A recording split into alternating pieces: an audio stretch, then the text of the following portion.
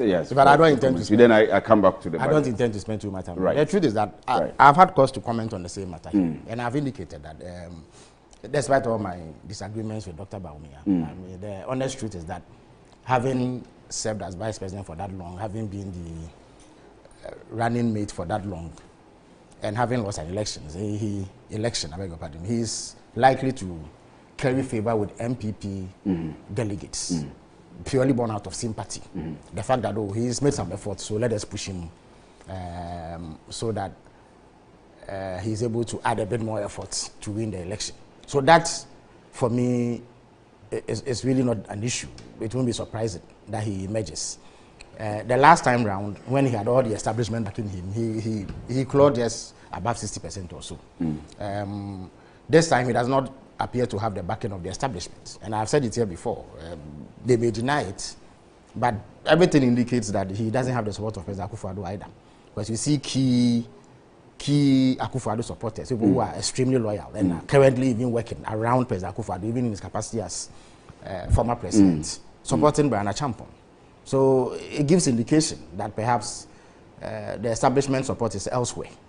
But I still think that he will sail through. What remains to be seen is the margin by which he would win.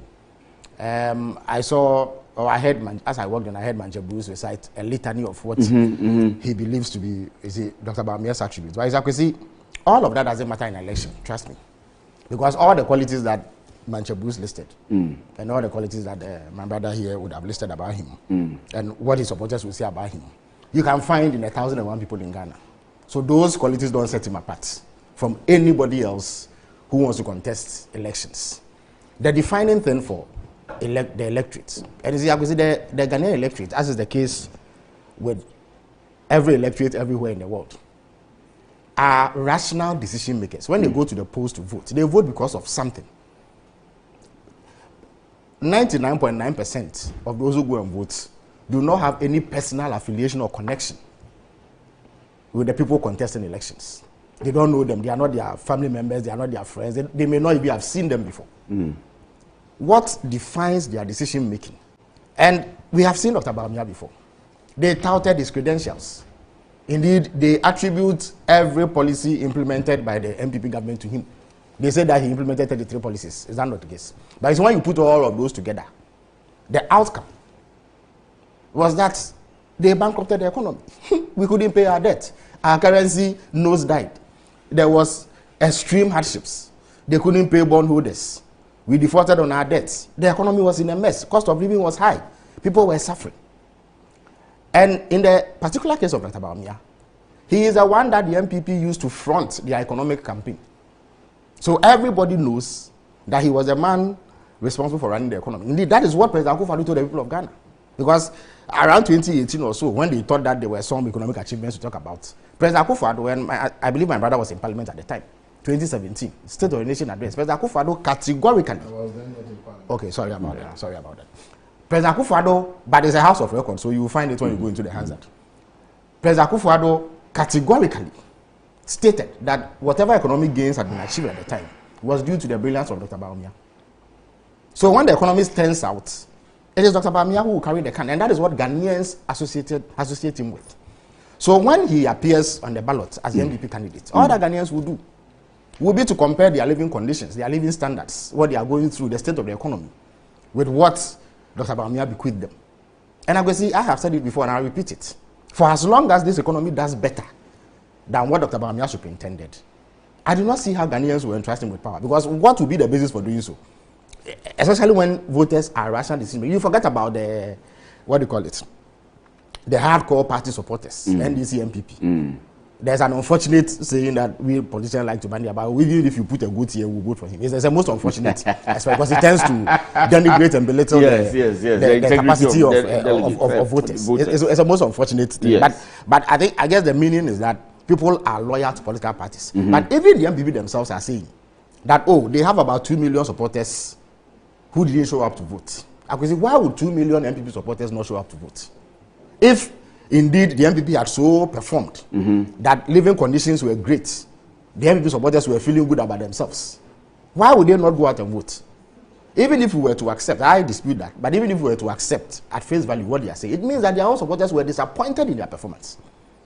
So they didn't go out to vote for them. That is, if you accept the narrative that they are trying to churn out. So how do you then expect those who do not belong to the NPP to react to Dr. Bawumia if he appears on the ballot? So whereas he is the strongest contender in the current NPP internal primaries, he would also be their biggest weakness going into any election that he contests, for as long as the economy does better than what he inherited. So it is a calculus that NPP delegates must factor in. Sometimes emotions trump sound reasoning. We are humans, so sometimes emotions get the better part of us. Sympathy can get the better part of us. But if you are an NPP strategist and you wish the party well, and you take an objective position in terms of designing a strategy that will best suit the NPP and deliver victory, you must think about this carefully. Whether or not he best represents your aspirations, given the circumstances that prevail currently. It is not an easy thing to do for many people. But somebody in the NPP must be doing some thinking and analyzing what the stakes may be. The truth is that if you brought, I'm not a fan of Agyapong, but trust me, Akwesi, I'm not campaigning for him. He has his own flaws. But the point is that if Agyapong was a candidate, there are things you could hold against Dr. Bawumia that you cannot hold against him. At the very least, he is on record to have publicly disagreed and criticized his own party over some of the economic policies. He has that on record. Dr. Bawumia, on the other hand, was vociferously defending that record and projecting it as reason why they should be voted for. So whereas Agyapong can distance himself from the poor NPP performance, Dr. Bawumia cannot. But what would he campaign on? It doesn't matter. You see, he can campaign on his own steam. And I'm talking political strategy. He can campaign on his own steam. He can say. How do you strategize for us? No, I'm not strategizing for you. You see, oh my brother, let me finish. There are some of them also who think if Agyapong wins the 2028 elections, will be a foregone conclusion for you. Oh, I'm saying that. Let me finish. No, but if you see, my brother, if you let me land, because of the time, let me land, please. You had your say when I was here. You see, I'm not campaigning for anybody. I'm telling you what the objective reality is. I'm not the one who will choose an NPP candidate, but I'm telling you that if anybody was doing serious strategizing in the NPP, they will factor these in. Who best represents our interests at the ballot, not the brouhaha and the excitement that surrounds internal primaries. Dr. Bawumia's record is abysmal. He cannot take it to the market. That is the honest truth. The average Ghanaian who today has seen a reduction in the cost of living, and there's an empirical basis for it. At the very least, when he goes to the pump, he buys fuel much cheaper than he did under the NPP. The businessman who gets dollars at a cheaper rate now than the NPP, what business would he have voting for somebody who took the dollar to 17 cedis on the forex market? Why would they vote for somebody like that? Who would want to choose a worse situation over a better situation when the evidence is glaring? But if you bring others, they may be able to say that we disagreed with this. I wasn't part of this. My record shows that I even, at the time we were in power, told my people that they were on the wrong path. They didn't listen to me. Not that in itself will carry you. Because ultimately, the decision to vote for a party or one party or the other is premised, and Ghanaians have shown it, on what they believe to be the state of their welfare. It is economic reasons that have informed every change in government, even including military coup d'etats. Why? When Agyapong overthrew Buzia, what was the reason? Agyapong himself, when he was overthrown, what was the reason? Akwesi, was it not about economic hardships? So even military regimes have trumpeted economic hardships as reason why they've gotten rid of democratically elected governments. Since 1992, every single time a party has lost elections, it has been based on economic performance or the lack of it. President Kufuor, what was his mantra? Shewa sitinem natwa bapa. In 2008, we said better Ghana. We highlighted, and I was neck deep in that campaign, we highlighted economic hardships. I recall that there was some spiraling cost of living crisis around 2007 or thereabouts. In 2016, they also cited economic reasons. 2024, economic reasons was at the top because that was the worst economic period Ghanaians had experienced in a whole generation. So they may not like what I'm saying or what people like myself would say.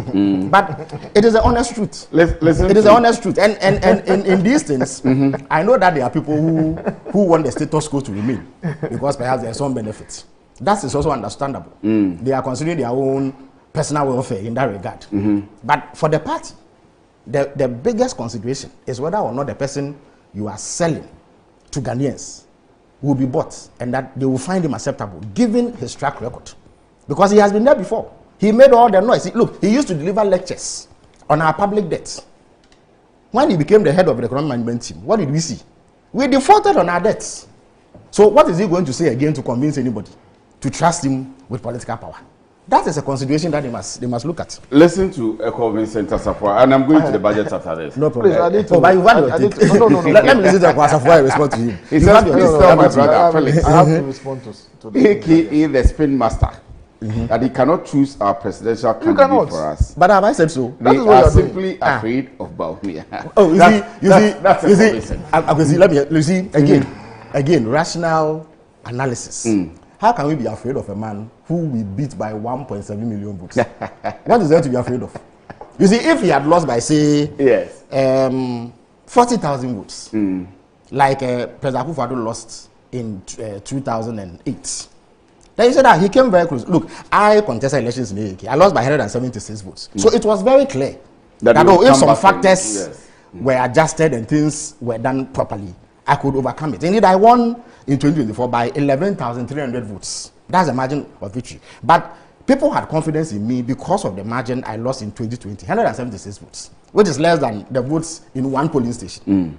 But we are talking about a candidate who has lost by 1.7 million votes, who you yourselves are telling us did not find favor with 2 million NPP supporters. 2 million NPP supporters were not motivated to go and vote for him. And we are saying that anybody is afraid of him. How can anybody be afraid of somebody we've beaten? And you see, he has this in absolute terms. In percentage terms, it is Mr. Rawlings who got the biggest electoral victory of around 58%, if I'm not mistaken, around 96. But in absolute terms, Bawumia has suffered the worst, most humiliating defeat in Ghana's political history, or at least since the Fourth Republic began.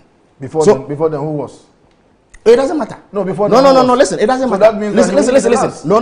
Somebody, of course, he won't be. A sitting president. Oh, no problem. No. Yes. A sitting but president. Dr. Bawumia, a sitting vice president, has not. Oh, they're not the same. But you're interrupting me. You're interrupting me. They're not the same. You're interrupting me. You see, when they go to the polls, as Bawumia himself used to say, manu a manu. It was Dr. Bawumia against President Mahama. They contested that election. What they were or were not was immaterial. The people of Ghana had a choice between President Mahama and Dr. Bawumia, who actually was in power, was managing the economy. And they said that they did not want Bawumia. 1.7 million people. Who manages your economy? Oh, we do not have an economic management team. We have not. If you let me land. If you let me land. Alaji, these interruptions. No. Allow me to land and I'll give you the time. I want to know so that I can but so, you see, when is your turn? When is your turn? You can make any alliance. You see, Akwesi. Who is your arrowhead? Akwesi, I beg you. You see, nobody put a gun to President Akufo-Addo's head. Not. Oh, Alaji, are you going to interrupt every word I say? I will come to that. Alaji, please just let me land. Please allow me. Please allow. I'll give you the time. I beg you. No, I'll give you. It's also unfortunate that you are doing this to me. I'll give you that. It is short. Please let me flow. When is your time? You can make your point. I've noticed that you've written a tall list of items. You see, nobody put a gun to President Akufo-Addo's head to tell us that he had gone for Dr. Bawumia specifically. Indeed, as far back as 2008, when Dr. Bawumia did not even have an NPP party card, and this is documented.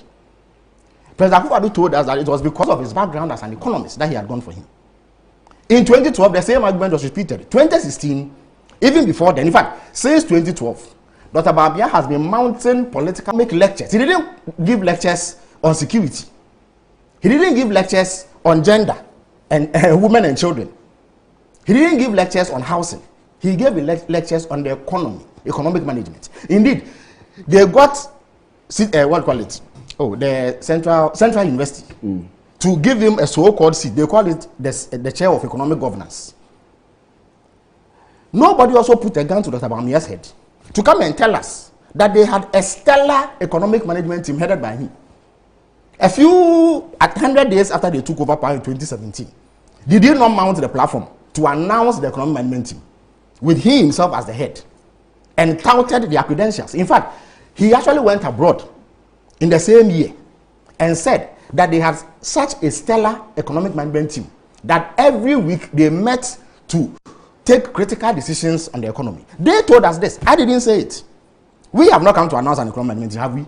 So if you come in fact, Westill, he used to go around to lead the economic management team to hold town hall meetings. They held one at the College of Physicians here. In fact, to do that, they actually mounted a giant billboard at the venue and around the city to announce the economic management team. And his poster or his picture was the biggest. And it was clearly indicated that he was the chairman of the economic management team. So how can you come and tell me today that he was not in charge of the economy? What was he in charge of? Let me. You see, even that, and again, they are making the same mistake. You know what hurts Ghanaians the most? You see, it was bad enough that the economy had been mismanaged and Ghanaians were going through hardships. But the attempt to distance him from the economic failures cast him as somebody who could not take responsibility. And that is what worsened the economic plan. You see, if you go with the same strategy, you will suffer even worse defeats. Let me come to you, Alaji, Honorable. And Thank you. Briefly, so that I can move to the budget. I want to be able to move to the topics we have announced today. You know, when I listen to my good brother here speaking, it takes my mind all the way back to the period between 2017 and 2019. You know, where all the economic indicators were pointing to the positive direction. Indeed, it was during this same period, 2018 to 2019, that we achieved the longest period of single-digit inflation of 8% in 2018 and then 9% in 2019. We spoke with a lot of confidence the way that he's speaking, but we didn't add this level of pomposity to determine for our opponents, who their flag bearers should be. I mean, to take this level of, I think it's marks of some amount of, pomposity, that you know so much within your party and you want to determine for us what happens in our party. I mean, we won't take any lessons from Felix. The fact that he's attacking Dr. Bawumia the way he's doing tells you something, that he's the candidate that they fear. Look, he says that the vice president never disagreed. When did John Dramani Mahama as vice president ever disagree with Atamos when he was president? Did what's the name? The former governor of the Bank of Ghana, the late vice president, Emisa Atta. Did he ever, come out openly to say I disagree? And has this vice president, the Professor Jenna Opoku-Agyeman, has she come out to say that I disagree? You don't do that when you are in government. When you disagree, you state it within. And it is not something that you can come out public to say that because somebody has said that I disagree with the government, then for that reason the person is the best person to lead the party. No. In any event, almost all the people who are contesting this election, except Governor Agyapong, were appointees of the government. So we are collectively responsible for the successes of the government and for the failures of the government. And so I was asking you, who is your arrowhead as far as your economic is concerned? Is it the president? Is it the vice president? Is it the finance minister? Who? So if there is any challenges right now, who do we hold responsible? Are we holding one person or we are holding the entire government? So I don't even understand some of these things. Look, we had a sitting president who lost the confidence of the Ghanaian people. And he lost by almost 1 million votes. He came back after 8 years and won by 1.7 million votes. So what are you talking about? Okay. So in spite of all the loss and the rejection by the Ghanaian people, he came back and then he won an election. And in any event, he's saying that President Akufo-Addo supports one candidate or the other. Look, there are people within the camp of Nana Addo Dankwa Akufo-Addo who are supporting, what's his name, Dr. Edichum. Some are supporting Brian Agyapong, some are supporting Kennedy Agyapong, some are supporting Dr. Mahmoud Bawumia. So how do you sit here? So that means that you are not even well informed. If you go to Dr. Mahmoud Bawumia's office, or if you go to President Nana Addo Akufo-Addo's office, his spokesperson, Fatima Abubakar, who is your immediate, predecessor, He's supporting Dr. Mahmoud Bawumia. You go, you see for us. He's supporting Dr. Mahmoud Bawumia. Abu Jinapa was his aide. I said, so watch it. There can't be anybody closer to President Nana Akufo-Addo than these people. But they are supporting Dr. Mahmoud Bawumia. So it's nothing to do with establishment candidates. There's no establishment. Let me move on. So who is the establishment? Is it the party? Is it Akufo-Addo? Is it Kufua? Or who is establishment? I've told you that. We don't have a government. I've told you that the whole of this week, the deliberations on the budget and its appropriations have begun in Parliament, going on earnestly in Parliament. And I'm lucky to have 2 members of Parliament here this morning. It's been going on lots of issues, the macroeconomic indicators, single digit inflation, the reserves that reserve accumulation that the government has been able to pile up in the last 8 months, and lots of things. But the NPP also says the gains started coming up from last year, 2024. And there are other issues which have also come up. So apart from the macroeconomic indicators, there is also the micro that are also going on. Then there is the routes that have come up. There is the presidential jet also. Honorable Alhaji. They want to travel in new presidential jets. So let me begin with you. I mean, you have the time. Let me give you the next 10 minutes to go ahead on the budget and its fallout. I came to Parliament. If you recall, we were debating the reports of the Appointments Committee on the nomination of the Chief Justice.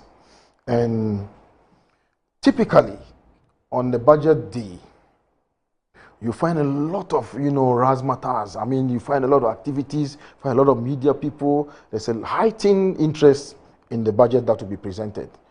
One thing that I observed, and I believe a number of Ghanaians, I believe my brother also observed it, the public gallery in Parliament was almost empty. The lobby, you weren't finding the kind of, bleeds, that interest that people were showing. Even the majority members of Parliament were not even ready to even grant interview as we normally do.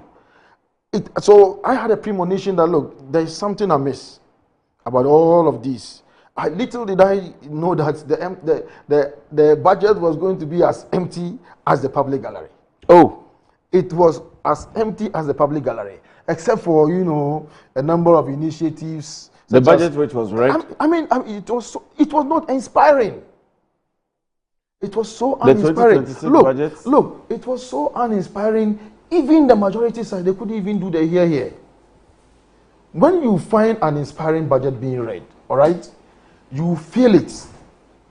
You feel it not only during the presentation, but in the build-up to the presentation of the budgets. You get snipers of information. The only thing that we saw the finance minister drop was his visit to a market in Takoradi, and then to an oil palm plantation, and so on and so forth. So that gave me some indication that, they probably will build more markets. What is it in this budget that is revolutionary, that is transformational? There's a big push. That is, what is it? What is it? I mean, it is road construction, isn't it? Road construction has been done since Nkrumah regime. There's nothing new. You cannot construct roads and then tap a patch of in the back and say that you have done so well. Every government since independence has constructed roads. What is transformational? And as far as I'm concerned, the only transformational thing that this government is going to do in this budget is the purchase of the presidential jets. ECG is making revenue. Look, this lies that ECG's revenue has shot up by 90%. From about 900 million Ghana cedis to 1.7 billion. Yes. It's a complete falsehood. 2024, ECG's revenue was 1.57 billion. So where is the finance minister getting his numbers from? So it's half-baked, untruths and so on and so forth. That's the finance minister came to to put to the people of Ghana. Look, you read the budgets. In this day and age, we have sent people, for instance, to COP30 in Brazil, climate change conference. What have you done in this budget to indicate that you are ready, to push the climate change agenda? What did you do? How many electric buses did you even propose to buy? And you are going to buy presidential jets for the luxury of, the executive, the president and his ministers? so that they can travel around the world. It's not even the purchase of the presidential jets, but it's the maintenance of those jets. This is the same party that came in power in 2009 when President Kufuor had ordered 2 executive jets, one long distance one and then one mid-size. They rejected the bigger one and accepted only the small one. 2009, that's when the aircraft came. President Kufuor ordered it long before he even left office.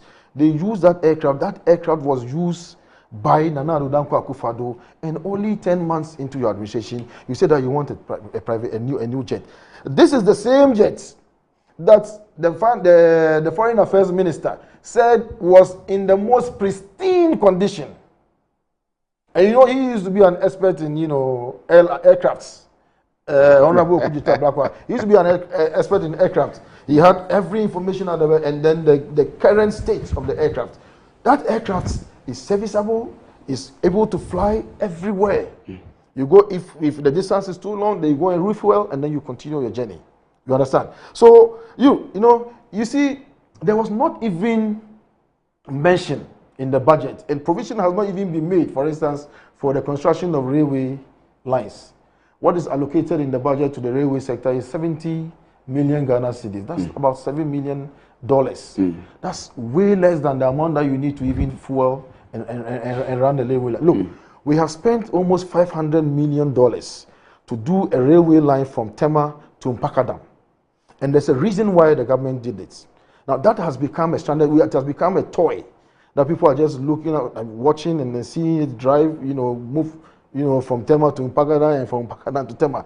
That is not the plan. The plan was for us to have an exit platform at Mpakadam and have an entry platform at Bupe, and to continue the railway line all the way through the eastern spine, through Sheni, where we have the iron ore, and then you take it all the way to Paga. Now, the $1 billion that is being bandied about, do you know what it can do? $1 billion. It can continue the railway track from Mpakadam all the way close to Nkwanta. That same $1 billion, it can do a railway line from Accra all the way to Kumasi and connect with Buankra inland ports. Do you know what that can do in terms of job creation and the sparing that it will give to our economy? You understand? That same, in 2006, PwC had done a feasibility on 330-kilometer railway line, standard gauge railway. And it was about $1.3 billion. That is going to take you to Kumasi and beyond, take you all the way to Paga. All these tracks. The reason why I'm focusing even on this railway line is because we are getting Exploco, for instance, GMPC, to go and start, serious activity in my constituency on the Voltairean Basin, onshore, petroleum, production. So how do you even move some of this, cargo all the way to the shore? And that is why you must concentrate on some of these things. And we are looking at the luxury of a few people and to the exclusion of all the Ghanaian people. $1 billion, it can buy you 4,000 electric buses. Over 4,000 electric buses. And those are the things that we are giving to people to enjoy. And not even buy fighter jets for the Ghana Air Force. Look, we brought in the former Minister for Defense, Honorable Dominic Nitiwu, the Member of Parliament for Bimbilla, came to Parliament with a proposal for us to get, an executive jet. The same people on the floor of Parliament, they rejected it. What was the reason that you used to reject it? Today, has anything changed? You come into office 10 months into your administration, you are already thinking of your own luxury to the exclusion of the Ghanaian people. What has changed? Have you even thought about, apologizing to the Ghanaian people for the deception? What has changed? What has changed? The economy grew by 5.7% in 2024. You are growing 4% and you are already talking about presidential jets. What have you done?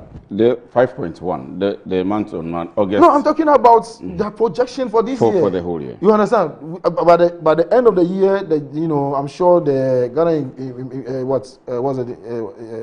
Ghana Statistical Service They will give us the numbers. But we ended 2024 with 5.7% GDP growth. Do that first. Let's see how you grow the economy before you come and talk about some of these things.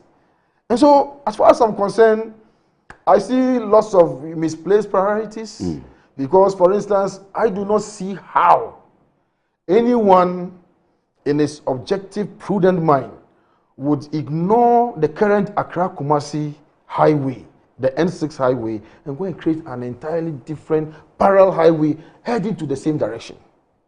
What are you trying to gain? Legacy? Legacy, you can get legacy. Kwame Nkrumah did the motorway, of course. Now, you can look out for the same lane highway from Accra to Kumasi. We've dualized all the way to Apejua Junction. So now, we are going to do a 6-lane highway to Kumasi, and we are going to have this current highway, and we are going to be maintaining these 2 highways. What is the prudence? That's not prudent management of our resources. Some areas don't even have a single tar road. Why don't you go and do those roads? From my constituency all the way on the Eastern Corridor Road, it ended in my constituency at a place called J. You have to continue all the way to Kulungugu. We haven't done that one. And we are going to do an entirely different road. Have you finished doing the Eastern Corridor Road? No. Have you done the Western Corridor? No. There is a single spine, there's a middle spine already. So expand it, make it 3-lane highway, and then we'll name it John Mahama Highway for you. You understand? So I think there's a lot of misplaced priorities as far as this budget is concerned, and no wonder the business committee, indeed, 2 or 2 days after the budget was read, when the government, floated some, bills, it suffered a significant setback. 25% less subscription. And that tells you that the level of confidence in the economy has completely waned. Look, you may say that we are doing politics, but the experts are beginning to talk. The experts are beginning to talk. Institute of Statistics and Research. All of them have started speaking. There is nothing that tells you that this budgets. They are only sounding caution. They are not sounding caution. They are telling you that there's no hope. It's a hopeless budget. It's not a forward-looking budget. It is growthless budget. It is, Issa and the other ones I've read. You understand? Believe that to be able to meet the target set for the government and the entire country, we need to be able to reach the revenue mobilization targets, and so they should expand revenue mobilization. And what have they even done about revenue mobilization? Currently, there's nothing in them. Based on what we saw last year and their anticipation for this year, they are already going into this year with nearly 11 billion revenue, for shortfall. Where are you going to get the revenue? What is in the budget that tells you that we are serious about revenue mobilization? All we are thinking about is presidential jets. Presidential jets. Is that what the Ghanaian people voted you for?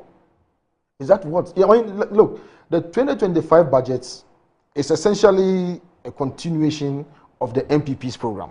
So this, by far, is the budget that you can call your own.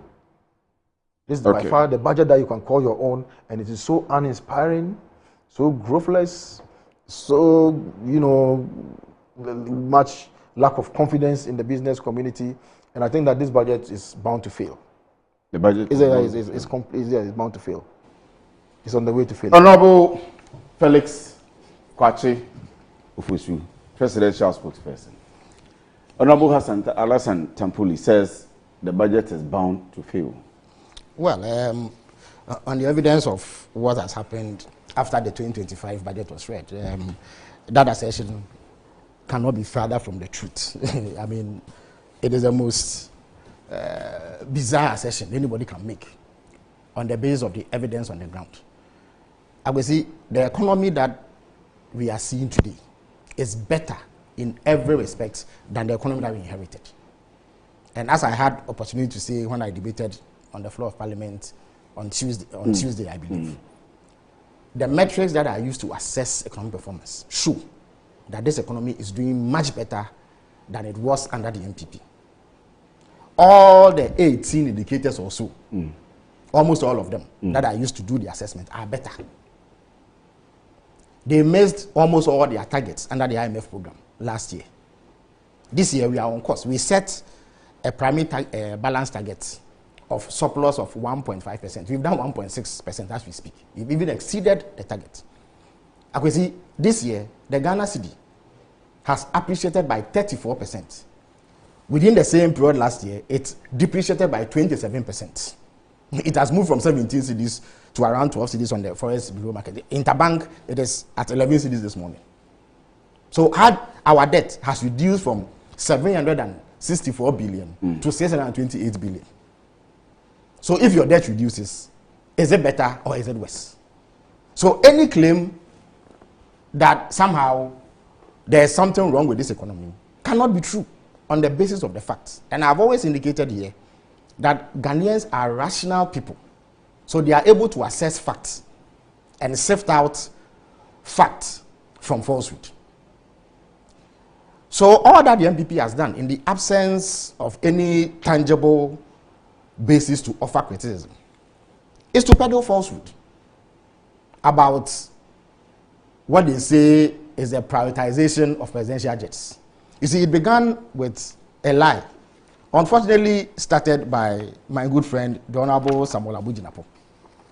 He said that we had budgeted $1.2 billion to buy 4 helicopters and 2 presidential jets. I can see that is an untruth. We have not budgeted $1.2 billion to buy 4 helicopters and 2 presidential jets. He also says that of all the problems we have in this country, we want to invest $1.2 billion in retooling the military.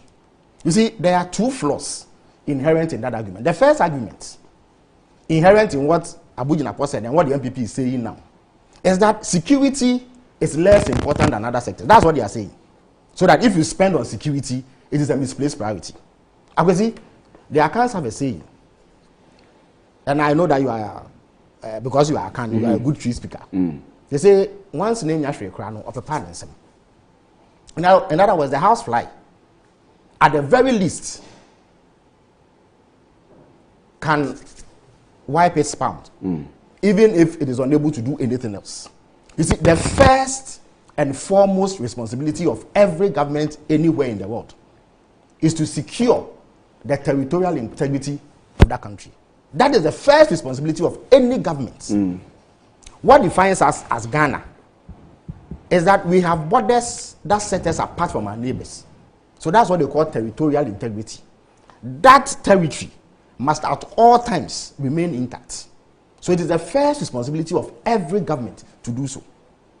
So any convenient argument, there's a reason why we have an armed forces which is established by the Constitution of Ghana.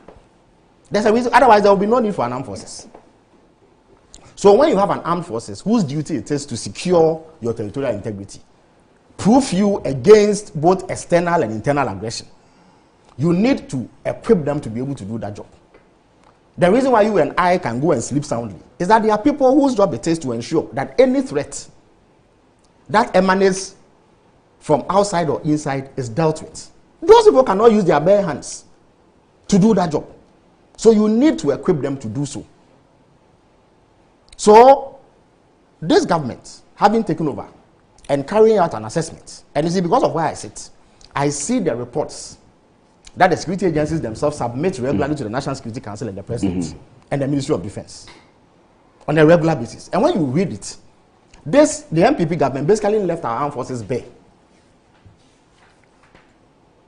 They didn't leave them in a situation where they can adequately guarantee our territorial integrity and protect us from external aggression. And because you know that in recent times, the threat is coming closer and closer because of the happenings in the Sahel region. As I speak to you, vast swathes of Mali is under the control of terrorists.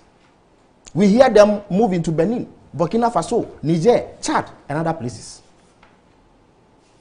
So every country within this region has the duty to make preparation to defend their citizens against such aggression. And the NPP is saying that if you allocate resources to retool your armed forces to do the very job they are established to do, it is a misplaced priority. The people who spent $98 million digging a hole and wanted to spend $1 billion to build a cathedral, now say that retooling your armed forces to defend the nation is a misplaced priority. So that's the first point. The second point is that we have not set aside $1.2 billion to buy 4 helicopters and 2 presidential jets. If you read the budget, the minister was clear. We have plans to purchase 4 helicopters. We call them Eurocopters. They have specific specifications. So when the minister comes to parliament, the finance minister, who is also defense minister, comes to parliament to lay the bill for the approval of the resources to purchase them, we will see the details. That is there. There are 2 jets, a medium range jet and a long range jet. When they were in power, they paid $40 million to an Israeli company to supply 19 armored personnel carriers.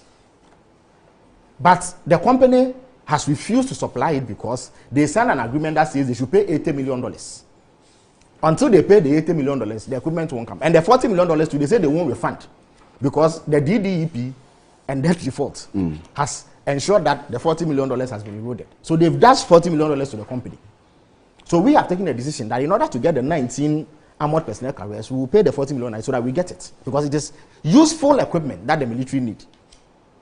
In addition to that, today we don't have one seaworthy vessel that can patrol the Gulf of Guinea and secure our territorial waters.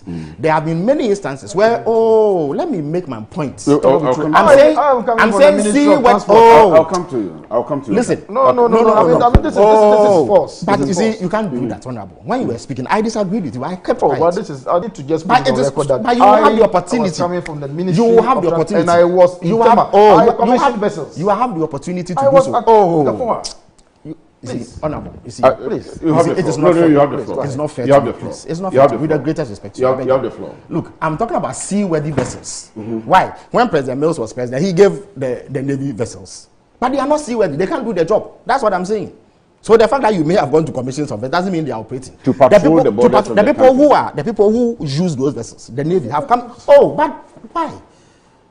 My point is clear enough. When I finish and you have accountable, you can say so and provide evidence to back it. I'm saying that President Mills gave vessels to the Navy before you became transport minister. But it doesn't mean that those vessels can work now.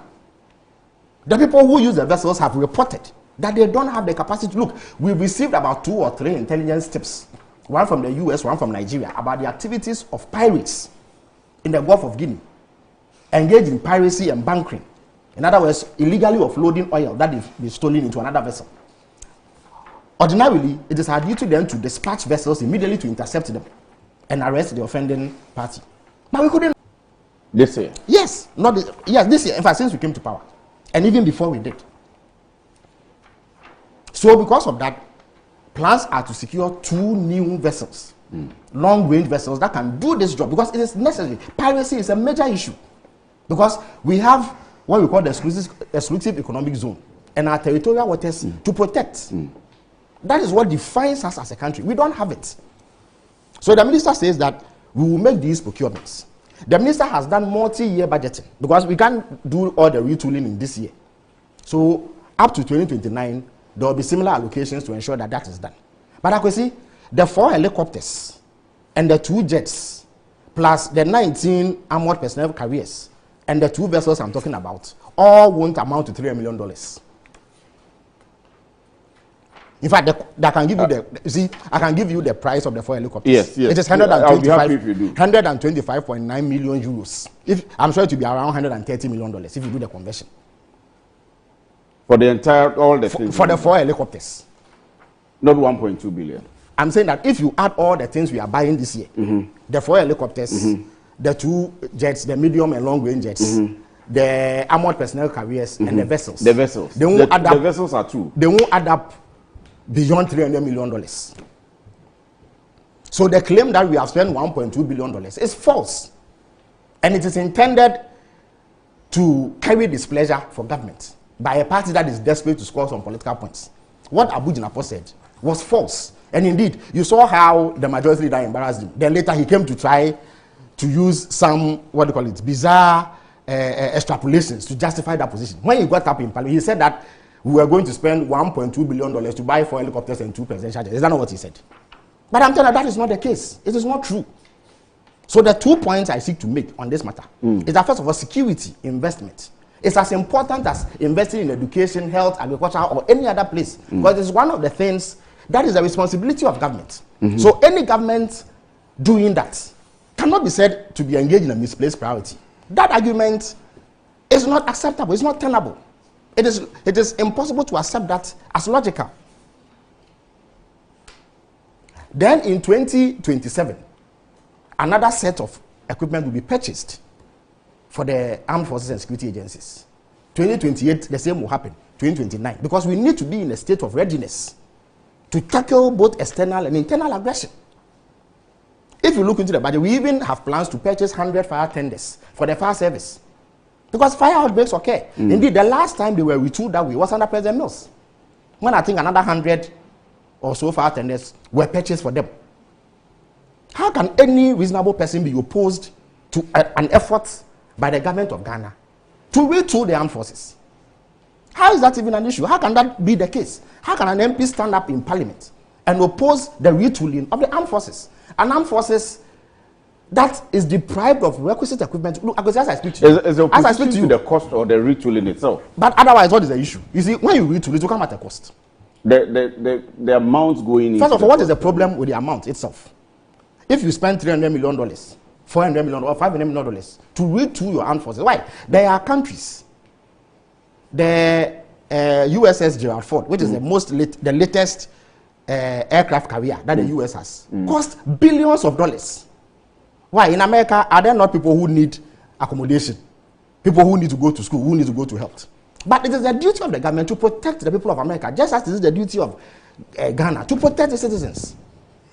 But when you get up in parliament and you tell an obvious lie, that we are going to spend $1.2 billion to buy 4 helicopters and 2 presidential jets, you must be called out, and that is why the majority that called him out. I don't expect my friends to continue on this trajectory, knowing the fact. But as I indicated, the defense minister and also finance minister will be in parliament with the bills to, because it's an international financial transaction.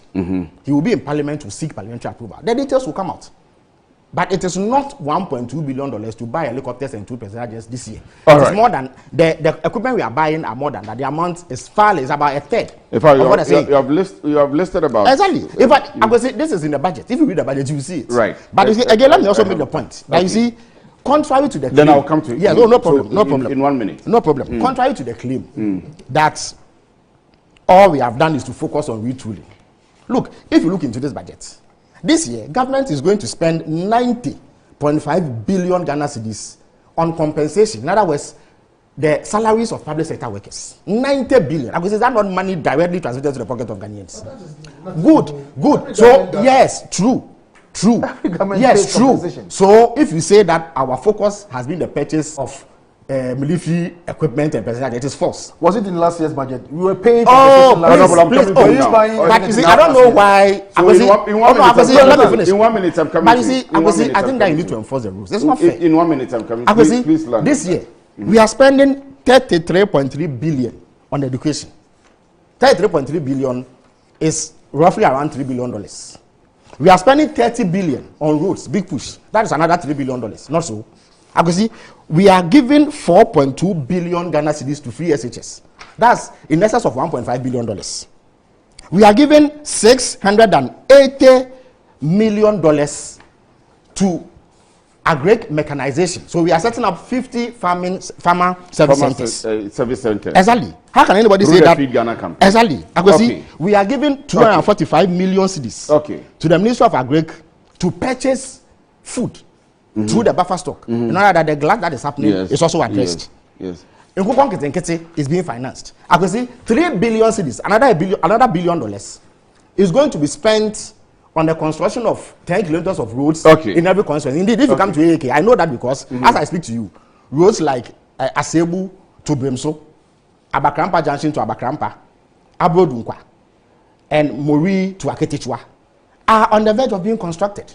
And yet we say that our focus is on retooling. Let me come to you, Alhaji. So, Honorable, let me give you the time to rebut. Then I'll come to Honorable Felix, so we can round up with this, and at least let's be able to tackle our next topic before we close.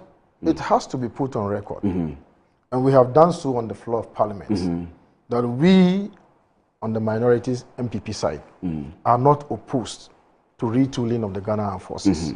Indeed, we have been doing it since we assumed office in 2017, just like any other government has been doing before. So it's not something new when you say you are going to retool the Ghana Armed Forces, buy them fighter jets, buy them helicopters, and so on and so forth. The contentious issue before us is the executive jets. Those jets are not meant for the use of the armed forces. Specifically, the armed forces have their aircrafts that they use for some of their operations that we call the CASA. And there are modern versions of those aircraft and so on and so forth. But these ones are supposed to be for the luxury of the executive. The same jets that we wanted to buy in 2022, we proposed to buy. And at the time, if we had even placed the order, it would have come around this time or even next year, 4 years. So it wasn't going to even be used by President Adodankwa Akufo-Addo.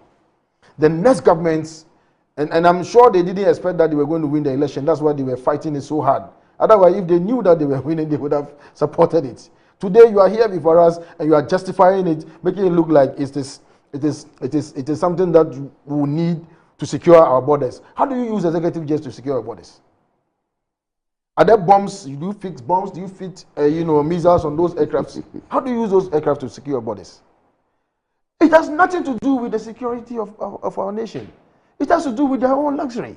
Look, this government, our government, what he's talking about, there's nothing new about the incursions by some terrorist elements into our country. I can tell you, here, I don't know whether it's appropriate for me to say it, but somebody was traced through the intelligence sharing by our country's intelligence community and other intelligence communities across the sub-region. They traced somebody all the way to Karaga. All the way to Karaga. Somebody who has been weaponized. I mean, he has been radicalized to come and do injury to us. So there's nothing new. When we say that we are going to secure throughout our state, did anybody invade our country throughout the 8 years? So how did we do that? Did we have to buy executive jets to secure that? What investment are you giving to the security along the borders, immigration service, customs, and so on and so forth? What are you doing for them?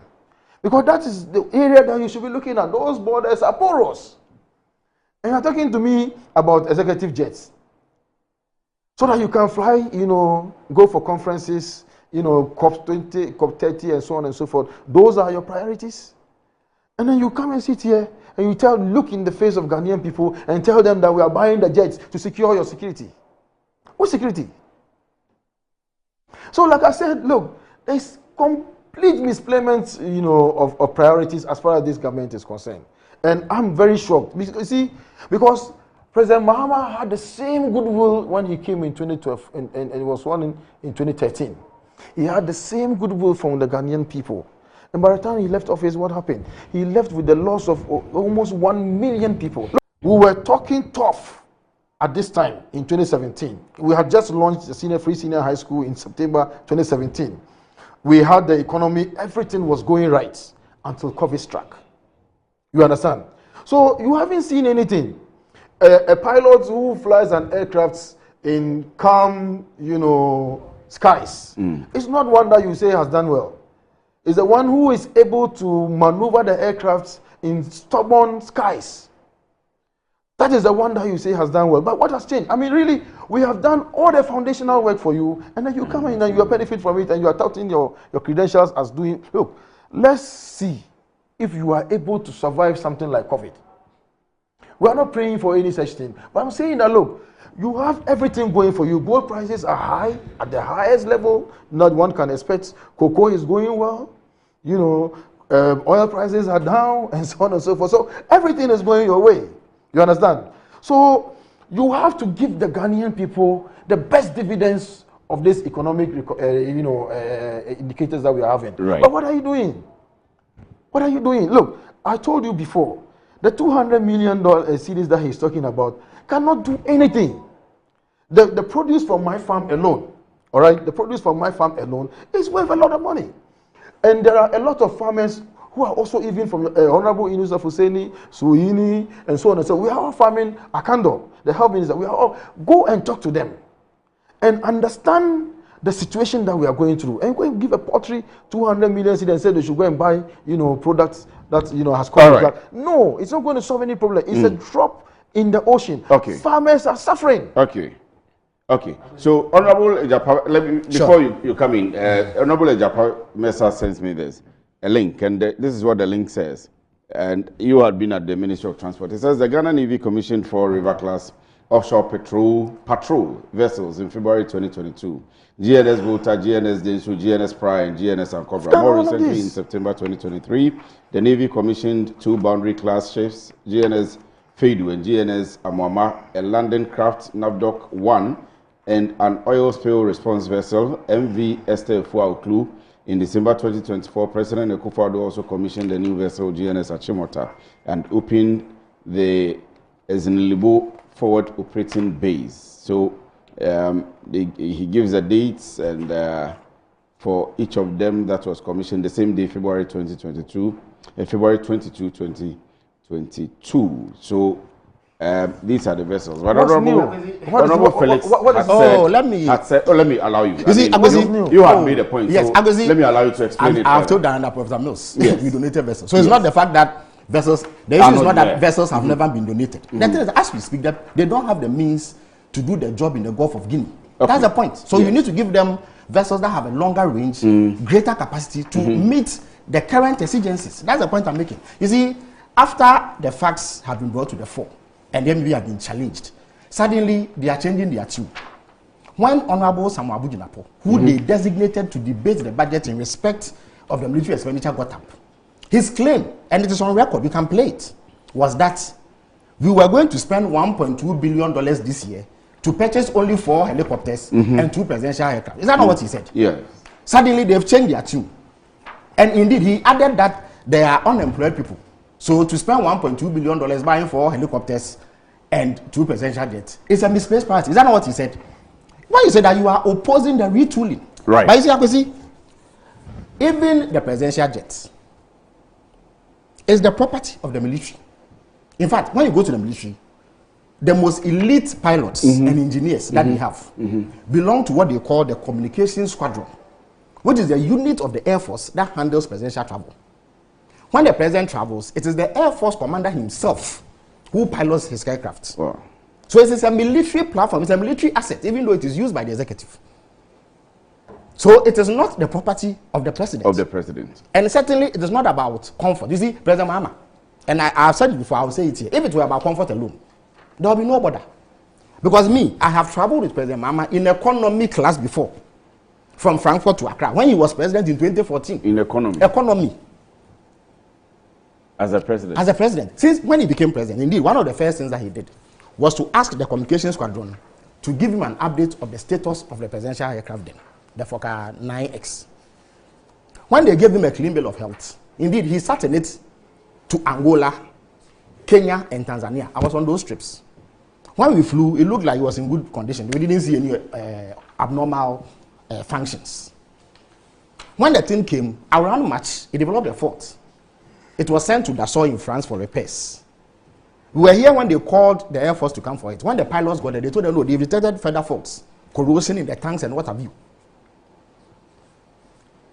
So at all times, it is the communications squadron, the Air Force, that makes the recommendation as to whether or not we require additional platforms. And you see, the document is here, it's with me. This is a report sent to cabinet.